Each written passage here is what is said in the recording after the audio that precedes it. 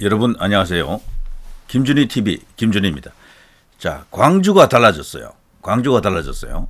이 김준희 TV 이제 프로그램으로 볼 때는 이게 두 번째 방송이 되겠네요. 자, 광주하면 우리나라 이 현재 야당 저쪽 좌파 세력의 일종의 본거지 비슷한 그런 성격을 갖고 있습니다. 5.18을 이제 겪은 지역이기도 하지만 거기서 또 김대중이 나왔고 대한민국의 이제 어떤 정체성을 갖고 있다 그러면요, 그 정체성에 상당히 도전해온 세력들이 있는데 그 세력들의 중심이 전라도, 그 중에서도 이제 광주였다라고 이제 보는 시각도 있죠. 민주화의 성지라고 합니다만 다른 이면에는 대한민국 건국과 산업화 이후에 이어져 온 그 맥락과 다른 측면도 분명히 이제 존재하는 거죠. 우리 사회에 있어서요, 소위 이제 보수라고 하는 세력들, 자유우파, 애국 보수 뭐 이렇게 볼 수가 있는데 이들과 대척점에 서 있는 인사들, 그런 세력들, 그런 흐름들이 주로 광주와 연결된 이런 고리가 많잖아요. 이건 부인할 수 없는 사실인데요. 그 광주가 드디어 이제 이렇게 잠을 깨고 있다라고 이제 생각할 수도 있는, 아니 꼭 생각한다기보다도 그렇게 되어야 합니다. 당위입니다. 광주까지도 언젠가는 대한민국과 가는 길이 이제 일치하는 날이 올 겁니다. 다만 시간이 걸린다. 물론 이렇게 되려면 그 안에서 깨인 시민들이 나와야 됩니다. 깨시민이라고 하잖아요. 광주에서도 그 깨시민이 나올 수도 있겠다, 이런 생각이 드는데요. 바로 이런 걸 보면은 광주에 가면 그 정율성이라고 있죠. 정율성 동상 때문에 지금 난리 아닙니까? 이 정율성은 광주에서 태어난 인물이긴 해도 그쪽에 이제 적을 두고 있긴 해도요, 이 사람은 사상적 여러 가지 어떤 편력을 통해서 나중에 중국으로 들어가서 중국인이 된 사람이죠. 그리고 중국에서 했던 일이 뭐 제 사람 설명하지 않아도 거기서 북한에서도 잠시 또 있다 갔고요. 북한과 중국의 그 군가를 이렇게 작곡한 작곡가입니다. 음악가입니다. 그러니까 일종의 이제 우리와는 적대적 관계에 있었던 북한, 그리고 중국도 우리와 이제 6.25를 거치면서 적대적 관계에 있었잖아요. 그래, 적군을 위해서 이제 군가를 만들었던 사람이기 때문에 우리와 관계가 어떻겠습니까? 이건 절대로 단순하게 우리 이제 고향 사람이다라는 이유 하나로 이제 바라볼 수가 없는 거죠. 광주 광역시 남구 양림동에 정율성 거리가 세워 있었다라는 것도 놀라운 일이지만요, 거기에 세워져 있던 중국 음악가 정율성 동상, 이게 정말 계속해서 이제 문제가 되고 있죠. 자, 그런데 그 동상에 대해서 고 서정우 하사라고 있죠. 연평 그 포격 때 전사한 인물인데요. 그 모친이, 그 어머니가 정율성 실체가 드러나도 가만히 있는 강기정 광주시장에 대해서 분노를 표하고 있습니다. 당연한 겁니다. 이거는 누구라도 이거는 이제 분노를 표할 수밖에 없습니다. 강기정이가 이런 행태를 하는 것은 강기정이가 그런 그 과정과 편력을 보면 여기도 골수 운동권 출신이거든요. 강기정이 삼선 의원하고 문재인 때 거기서 청와대에서 정무수석을 좀 했었죠. 하다가 지금은 또 광주시장이 되어서 떵떵거리고 있습니다. 이들이 국가에 기여했던 게 뭐가 있습니까? 소위 이제 그 당시 586들 그 데모하고 경찰하고 싸웠던 그게 그렇게 큰 공이 될까요? 그들이 그런 활동 없었으면은 우리나라가 민주화가 되지 않았을까요? 라고 제가 물어본다면 어떻게 대답하시겠습니까? 참고로 말이죠, 우리나라보다도 훨씬 이제 뒤처져 있는 나라들 너무도 많죠. 지금은 우리가 세계 10대 뭐 혹은 11위 안에 들어가는 그런 어떤 나라가 됐는데, 이 단기간에 이렇게 성장한 나라는 그렇게 많지 않아요. 지금도 개발도상국도 되지 못한 저개발국, 미개발국, 뭐 이런 낙후한 상태로 있는 나라가 너무도 많습니다. 세계가 약 한 뭐 190개국 있다 치면은 한 100개국 정도가 그 정도 상태에 있을 겁니다. 그들이 가장 부러워하고 따르고 싶은 모델이 누구일까요? 놀랍게도 대한민국이 1위라고 합니다. 그런 쪽에서는. 그들이 배우고 싶은 롤 모델이 대한민국이라는 거죠. 근데 그들이 배우고 싶은 것 중에 말이죠, 그 단기간에 어떻게 산업화를 했느냐, 어떻게 선진국이 되었느냐, 어떻게 그렇게 경제가 발전했느냐, 어떻게 그런 세계적인 기업들이 나타났느냐, 여기에 관심을 갖는 것이지 이걸 배우려고 하는 겁니다. 그리고 그걸 자신들의 나라에 이제 접목시키기 위해서 새마을 운동도 배우고요. 박정희도 배우고, 그리고 포항제철도 배우고, 경부고속도로가 이제 건설된 그런 내용도 이제 배우고 다 하는 겁니다. 한강의 기적을 배운다는 거죠. 소위 말해서. 근데 그들이 전혀 배우고 싶지 않은, 배우려고 하고 하지도 않아요. 대한민국의 민주화 과정에 대해서는 아무런 관심이 없습니다. 그들은. 그거에 대해서 배우겠다고 오는 나라도 없고 관심을 갖는 나라 자체가 없는 겁니다. 왜 그런가 하면은 그런 나라에는 민주화라는 것은 배부른 소리입니다. 배부른 소리. 당장에는 민주화보다도 먹고 사는 문제, 나라가 지금 경제적으로 성장해야 되는 문제, 빈곤을 탈피해야 되는 문제, 마실 물도 없는 나라도 많아요. 그런 문제 때문에 지금 질곡을 겪고 있죠. 그런 나라에 민주화라고 떠들게 되면 저 돈놈 아닌가 이렇게 된다고요. 최소한의 민주화는 필요하겠죠. 민주주의는. 그래서 그 나라 국가에 맞는 민주주의가 맞는 겁니다. 박정희 대통령이 말했던 그 한국식 민주주의가 맞는 이야기다.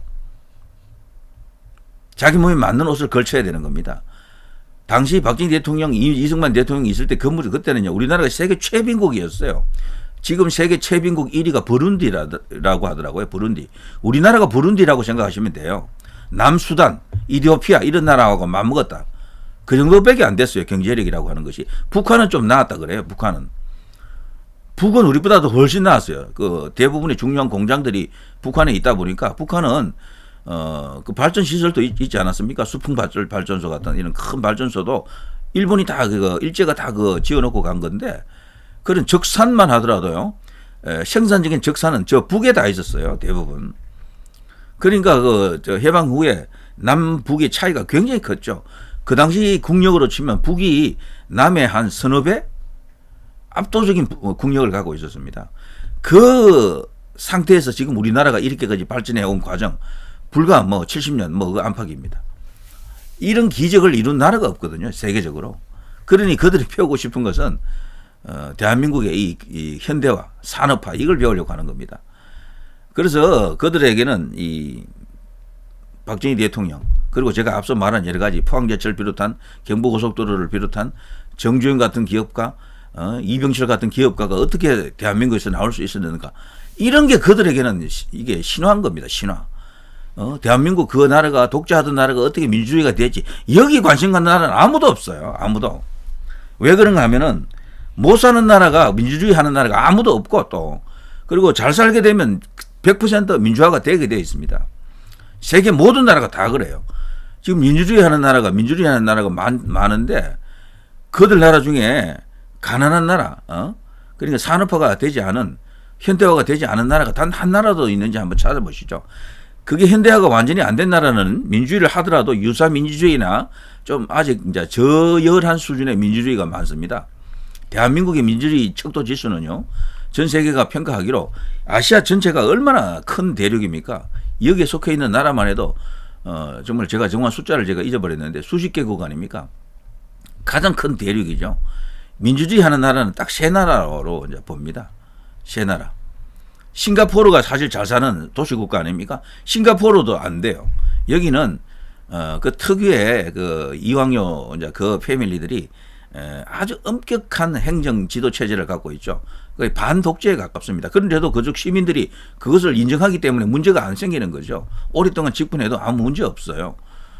그런데 우리나라는 서구식 민주주의를 하기 때문에 독재 이런 걸로 계속해서 뭔가 이렇게 태클을 걸어왔었죠. 자, 아시아에서 온전한 민주주의를 하는 세 나라, 일본, 우리나라, 대만, 이 세 나라입니다. 이 세 나라가 민주주의 지도라는 게 있습니다. 지도. 세계 지도에 보면 당당하게 풀 데모크라시, 완전한 민주주의를 하는 세 나라로 이렇게 되어 있습니다. 이게 어디서 나왔느냐는 겁니다. 어디서 이 민주주의라는 게. 대만이 민주화 투쟁을 거쳐서 민주주의 됐습니까? 일본이 민주화 투쟁을 거쳐서 민주주의를 했습니까? 왕조에서 뭐로 넘어갈 때, 혹은 약간 이게 독재에서 민주주의로 넘어갈 때, 전체주의 국가가 민주주의로 넘어갈 때, 그 반드시 민주화 투쟁이 필요했던 게 아니에요. 대부분은 그냥 발전하면서, 국가가 발전하면서, 산업화가 발전하면서 스무스하게 민주주의로 넘어갑니다. 우리는 달리 말하면은 이 민주화 과정이 없더라도, 저 투쟁 같은 거 없더라도 박정희 대통령 이후에는 무조건 민주화로 갔어요, 사실은.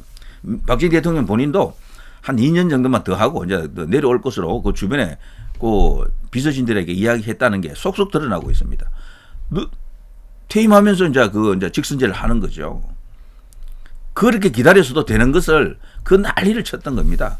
뭐 박정희 대통령이 그런 식으로 12억이 터지면서 전두환 전 대통령이 또 나왔고 그러면서 여러 가지 어떤 과정을 거쳤던 것이죠. 자, 이런 이야기 하자면 뭐 끝도 없습니다. 끝도 없어요. 자, 아무튼 저 좌파들은, 저 민주파리들은 너무도 그걸 갖고 우려먹고 있죠. 그 하나로 지금 대한민국 전체를 집어삼키려고 하는 그 상태까지 와 있는 거죠. 국회 과반을 이상 장악하고 있고. 자, 이것을 언제까지는 허용할 수 없습니다. 이거를 이제 정상화해야 되죠. 그 과정에 있는 일 중에 하나가 홍범도 동상, 그리고 이런 정율성, 이 중국인 정율성에 대한 이런 국민적 판단, 이런 것도 굉장히 이제 중요합니다. 서정우 하사의 이제 어머니가 이렇게까지 이제 분노하는 것은 다 이유가 있는 거죠. 당연합니다. 당연하고요. 그리고 놀라운 것은 지금 광주가 달라지고 있다. 광주 안에서 광주 학생들이, 그리고 광주에서 깨시민이라고 할 수 있겠죠. 깨인 애국 시민들이 지금 많이 지금 생겨나고 있어요. 그들이 요구하는 게 이런 거죠. 전담 가담한 정율성을 광주 학생들이 거부한다. 이들 이제 애국 단체라고 할까요? 아니면 굳이 애국이라는 단어를 넣지 않더라도 이런 시민들이 주장하는 게 이겁니다. 6.25 전범 공산당 나팔수 정율성 공원을 당장 중단하라. 이 광주 시민들입니다. 정율성 공원 대신 민주화 호국의 고장 광주 정신을 지키는 대안을 마련하라. 광주 시민 혈세인 공산당 정율성 공원 48억 예산 사용을 중지하라. 강기정 시장은 대한민국을 위해 희생한 보훈단체 집회를 관제 대모라고 깎아내린 독재 정권 시절에 운동권식 발언을 사과하라. 이 운동권 출신이죠. 이제 여기서 보면요, 광주가 상당히 이제 달라지고 있는 것은 맞는데, 이 독재 정권 시절 여기에 대한 인식이 제가 앞서 민주화 되는 그 과정을 해줬잖아요. 다른 나라가 부러워하는 것은 우리나라의 그 민주화 이런 게 아니고 우리나라의 그 산업화 그것이다라는 것을 잘 생각해 보면요, 온전한 어떤 이 의식의 변화가 오려 그러면 박정희, 전두환 이 시절을 그냥 독재 정권이라고 이렇게 폄하할 게 아닙니다. 우리는 그때 그 시절이 있었기 때문에 이렇게 된 겁니다. 이렇게 짧은 기간에 압축 성장이 성공했던 거예요. 그러면서 민주화까지도 만들어내버린 겁니다. 엘빈 토플러라고는 세계적인 학자가 왜 그런 소리를 했겠습니까? 민주화라고 하는 것은 반드시 산업화 단계 이후에 온다라는 이미 오래전에 그런 언급을 한 적이 있습니다. 그게 틀린 말이 절대 아니에요. 자, 넘어가 봅니다. 자, 이 동상이 정말 얼마나 문제입니까? 이게요. 광주에서 태어났지만 결국에는 최종적으로 중국에 귀화해가지고 중국인이 된 인물, 거기서 중국 군을 위해 가지고 중공군을 위해서죠. 모택동을 위해서 이제 군가를 만들어낸 인물입니다. 북한 중공군 군가를 작곡한 인물, 북한에서도 인민군 어쩌고 하는 그런 노래를 만들었고요. 중공에서도 중공군을 위해서 많은 노래를 만들었다고 합니다. 자, 이런 자를 위해서 기념사업을 추진하는 강기정의 저희가 뭐겠습니까? 정말 뻔한데, 이걸로 이제 뭐 장사를 한다는 건데, 중국인들이 많이 오기 때문에 중국인들이 많이 찾는 관광지 하나를 개발한다. 참 개소리도 그런 개소리가 없습니다. 논평의 가치가 없는 겁니다. 자, 이런 걸 하다가 지금 직격탄을 맞았는데요. 그동안 이야기가 많이 됐기 때문에 생략하고요. 지금 이 동상이 지금 이렇게 변해 있죠. 와, 정말 대단합니다. 잘 보이십니까? 자, 제가 일부러 테두리를 흰색으로 이렇게 쳤는데요. 여기 보면 드러누워 있죠. 이 동상 함부로 세우는 게 아니란 말이 있습니다. 저는 나중에요, 이렇게 흉측한 모습으로 변할 동상들이 많다고 생각합니다. 대한민국 안에도 있겠지만 저 북에 어마어마하게 많죠. 북에는 김일성, 김정일 동상만 하더라도 5만 개가 넘는다 하던가요. 전국 그 도처에 그게 동상이 있고, 문제는 그 동상을 또 이렇게 관리하는 관리인이 따로 있다는 거죠. 거기에 들어가는 예산도 어마어마하게 많다고 합니다. 미친 짓이죠. 미친 짓. 그 동상 크기도 얼마나 큽니까? 없는 데가 없다고 합니다. 그게 뭐 몇백 개 수준이 아니고 몇만 개 수준이니까 한마디로 동상공화국이다, 이렇게 볼 수가 있겠습니다. 그 동상을 매일같이 관리하고 닦고 어쩌고 하는 겁니다. 거기서는 불경한 행동도 절대 못하고, 이제 그게 이 지구상에서 가장 신격화된 신정체제다 이렇게 볼 수가 있겠죠. 북이라는 데가 그런 나라를 믿고 따르는 그런 북을 추종하는 이 나라의 소위 민주파리들은 도대체 그 머리 안에 뭐가 들어앉아 있습니까? 라고 물을 수밖에 없는 거죠. 자, 정일성 동상이 이런 식으로 흉한 몰골이 드러나 있습니다. 동상 함부로 세우다가는 이렇게 완전 정의 구현당합니다. 그런데 이걸 이렇게 한 인물이 전도사, 기독교 전도사로 알려져 있고요. 그분이 놀랍게도 전광훈 목사에 의해 가지고 좌파에서 우파로 전향한 인물이라고 합니다. 전광훈 목사에 의해 가지고 감동받아 가지고 이런 어떤 애국적 행위를 했다라고 이제 알려져 있습니다. 정말 대단합니다. 자, 일단 김준일 TV 두 번째 방송입니다. 어떻게 보셨습니까? 많은 시청 부탁드리고요. 아직 이제 시작하니만큼 구독자가 많지 않습니다. 여러분이 많은 협조를 이제 부탁드리고요. 앞으로 이 채널이 성장할 수 있도록 그리고 애국보수 자유우파의 진지 작은 진지라도 될 수 있게끔 저 나름으로 노력을 또 하겠습니다. 여러분도 많이 도와주십시오. 좋은 하루 되십시오. 대단히 감사합니다. 김준이었습니다.